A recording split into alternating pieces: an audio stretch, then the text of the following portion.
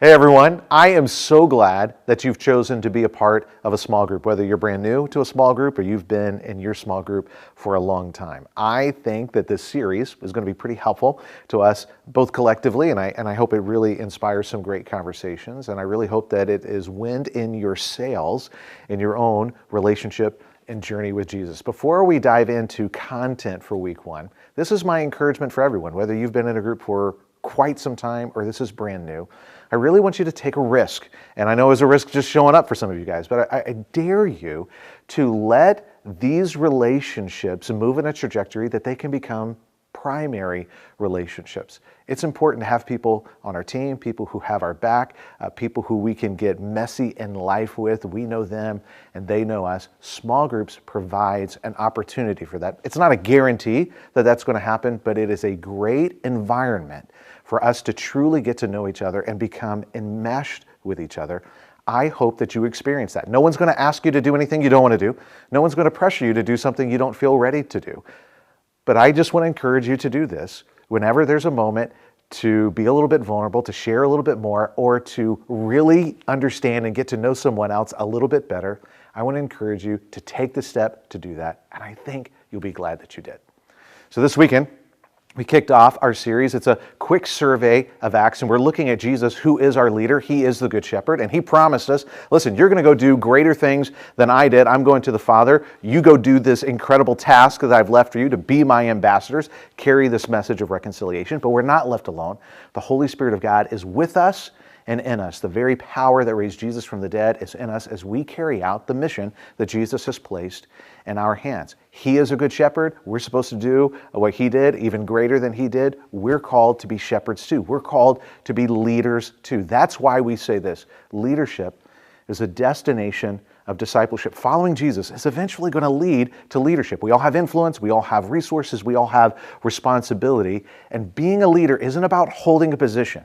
It's not about necessarily even having a tribe behind you or an organization underneath you or anything like that. It is about being intentional with the things that have been placed in your hand so that you can honor the task that Jesus has called you to and me to. 3 questions for those of you who are thinking, Rick, I don't know, I'm not convinced. Leadership just seems like it's for other people. 3 questions are these. We talked about them in the sermon. I want you guys to talk about them together. Who do you look to for leadership? We're all looking to people for leadership. Some of us aren't very intentional or even thinking seriously about who we look to for leadership. A lot of times we're very passive about podcasts we go to, people we listen to, where we're consuming information.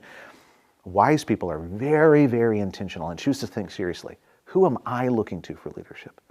How am I leading myself? We're all leading ourselves. Now, the difference is whether we're doing a good job, a bad job, a mediocre job, but we're all responsible to lead ourselves. And so when we talk about leadership, those 2 questions apply universally to everyone. But the 3rd question is, who looks to you for leadership? And you may feel like no one looks to you for leadership, but I want to push back and say that's probably not the case. You heard me say this, anytime someone says, hey, what do you think about? Well, that's an opportunity for influence. That is a leadership moment. Anytime someone were to say, hey, would you pray for me?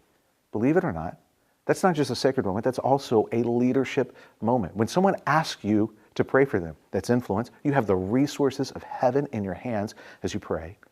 And it's an incredible responsibility. Please do not sell yourself short. You are a leader, whether you hold a position or not, it's a disposition. And your life is full of more leadership moments than maybe we even know how to identify or calculate. Jesus is the Good Shepherd. He has paved the way. His Spirit is with us and in us, and we get to do as he did. So we looked at these early followers of Jesus. They were in a context that made them very vulnerable to a particular way of thinking, first century Jewish nationalism. I'm not a first century Jewish nationalist. You're not a first century Jewish nationalist. I've never met one. One of the things we said is this, we don't all share the same guilt, but we do share the same vulnerabilities. And some of the things that made them vulnerable to that way of thinking, well, we're also vulnerable as well to those same things, even though it might express itself very, very differently. One of the things that I talked about was we're vulnerable, we gravitate towards things that make us more comfortable in this life. There's nothing wrong with comfort, but a life oriented around comfort is dangerous, because Jesus has given us something in our hands and called us to something that is bigger than our comfort. And if we find that we're oriented to comfort, well, then that might win out. And that might actually be elevated over this incredible mission and this incredible life that Jesus has called us to. So that's one of the things that I'd love for you to talk about. Maybe you could talk through the 4 vulnerabilities that led them to be first century Jewish nationalists, and then we could talk about in your group and in my group and how we all get together of how these vulnerabilities show up in our life and how they might distract us and nudge us out of the way of Jesus towards a different mission, maybe a shadow mission. Now, one of the things that we said in the message, and I hope that this resonated with you, is if you know Jesus, it's because someone thought that you were worth talking to and he was worth talking about. Let me say that again. If you know Jesus, it's because someone thought you were worth talking to and he was worth talking about. Now, for some of us, it might just be hard to imagine how you could ever talk about Jesus or engage with someone and share your faith. It just doesn't feel natural. It doesn't feel like there are obvious moments where you get to do that. I just want to encourage you to do this. Stop and pray. And I want you to start asking God, where are the opportunities that you've led me to that I just can't see? And when we can't see a better future, we need someone who can, and Jesus can do that for us. Jesus, what are opportunities that you see? What are ways that you want me to represent you in ways that I haven't even been able to imagine yet? Would you help me see it? And in that moment, would you give me what I need so that I could respond? That's something for you guys to talk about. It's something for you guys to pray for together. I'm going to leave us here, and I look forward to picking up the conversation next week.